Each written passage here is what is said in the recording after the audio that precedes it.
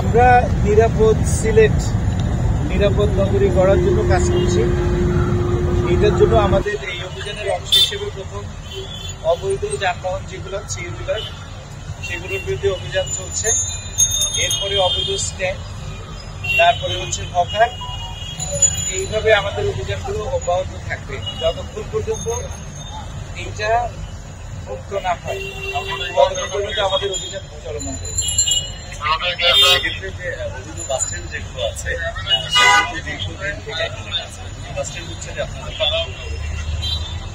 আমি আপনার স্ট্যান্ডগুলো এটা শীঘ্রই শুরু হবে। আমরা যে বৈধ স্ট্যান্ড যেগুলো সেগুলোকে মার্কিং করব। এই কাজটা আমাদের প্রস্তুতিটা সম্পন্ন হতে আরো কয়েকদিন সময় লাগবে, এরপরেই এই অভিযান শুরু হবে।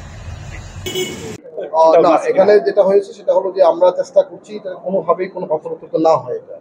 এটা গত 2 দিন আগে হচ্ছে আপনারা 2টা নৌকা নিয়ে এসে চেষ্টা করেছিল, বিজিবি তাদেরকে আপনারা মানে ধরার চেষ্টা করছে, নৌকা ঘরে চলে গেছে। এটা এখানে কিছু লোকজন আসতে দুষ্ট থাকবে, সে চেষ্টা করছে পাইলে এটা করা যাবে। তো আমরা তৎপর রয়েছি, আমাদের সমস্ত বাহিনীগুলো বিজিবি, পুলিশ, র্যাব যারা এখানে আছেন যতবার তৎপর রয়েছেন যাতে কোনোভাবেই এটা করতে না পারে। তো আমরা মনে করি এর পাশাপাশি স্থানীয় জনগণ যারা আছে তাদের সচেষ্ট হতে হবে, তারা যেন প্রাইমারি ডিফেন্স তৈরি করতে পারে, যে না কোনোভাবে নেওয়া যাবে না। কারণ হচ্ছে এই পাথরগুলির কারণে কিন্তু এখানে সৌন্দর্য পর্যটক বেরিয়ে যায়। তো আমরা মনে করি সবাই মিলে কাজ করলে এই সমস্যা থাকবে না। তবে আমরা শুধু তথ্য আছি, আমরা মনে করি যে এই সংবাদগুলো আপনাদের মাঝে পাবো, যদি কোনো কিছু ঘটে বা কোনো কিছু করার চেষ্টা করি সেটা আমাদেরকে বলবেন, আমরা সেটা ব্যবস্থা নেব। ওকে, থ্যাংক ইউ। আরেকটা বিষয় হচ্ছে উসমানী হাসপাতালের বিভিন্ন ওয়ার্ডের রোগীরা হয়রানির শিকার হচ্ছে। রোগীরা হয়রানির শিকার হয় এটা আমরা করা যায় কিনা, এই ধরনের কোনো নিয়ম আছে কিনা, বা আপনার পক্ষ থেকে এই ধরনের কোনো কিছু চালু করে যাবে, যেহেতু দালাল চক্রের একটা বিষয় প্রসঙ্গে এখানে দুটো একটা বিষয়।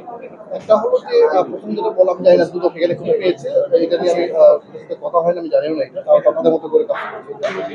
আউটসোর্সিংয়ের যে বিষয়টা, এটা হলো আসলে ঠিকাদার নিয়োগ করা হয়, ঠিকাদার মানে আপনার হচ্ছে যে জনবল সরবরাহ করে এবং পেমেন্টও ঠিকাদারের দেওয়া হয়।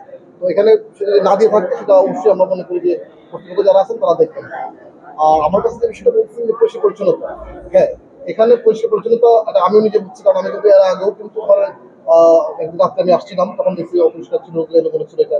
আমি আজকে কিন্তু আসছি, হয়তো একটু পরিষ্কার পরিচ্ছন্নতা আছে। তো আমি চেষ্টা করবো যে প্রতি সপ্তাহ 15 দিন হোক একবার আমি নিজে আসছি। হ্যাঁ, যদি আমি আসলে এবং আমি না বলে আসবো, তাহলে আমি অ্যাকচুয়ালি বুঝতে পারবো যে আসলে আমার এখানে অবস্থা কি হচ্ছে। এখানে কোনো ব্লেমের বিষয় না। আমরা এখানে একটা বিষয় হচ্ছে আপনার যেহেতু জনবল হচ্ছে আসলে 900 দলের মানে একেবারে প্রকৃত লোক হচ্ছে ঠিকাদারই হচ্ছে, মূলত তারা কাজ করতেছেন, তারাও ওভার বাড়ে, তারা একসময় ক্লান্ত হয়ে যায়, বেশি ফুড নিচ্ছে, তাহলে অনেক সময় কত কাজটা করতেছে। এই জায়গাটা আমরা দেখতেছি যে জনবল কি সরবরাহ করা দরকার, কি সাপোর্ট দেওয়া দরকার, যাতে করে হাসপাতাল মনে সবসময় পরিষ্কার পরিচ্ছন্ন সুন্দর হয়েছে। আর বাকি যে বিষয়গুলো আছে এখানে আমার কাছে মনে হচ্ছে যে না, তা এখানে যারা চিকিৎসক কাজ করছেন তারা সবাই আন্তরিক বলে আমার কাছে মনে হয়েছে। এই কারণে তারা শুধু একটা জিনিস চেয়েছেন যে আমরা যেন একটা ম্যানেজমেন্টটা একটু ইমপ্রুভ করে দিই, যাতে করে তারা সেবাটা দিতে পারে। মোবাইল কোর্টে মোবাইল কোর্ট যদি এখানে ধরেন কোনো ধরনের অনিয়ম হয়, তারা বিরক্ত করে বা সে করে, অবশ্যই সেখানে যাবো, আইনগত ব্যবস্থা নেওয়ার অবশ্যই নেই।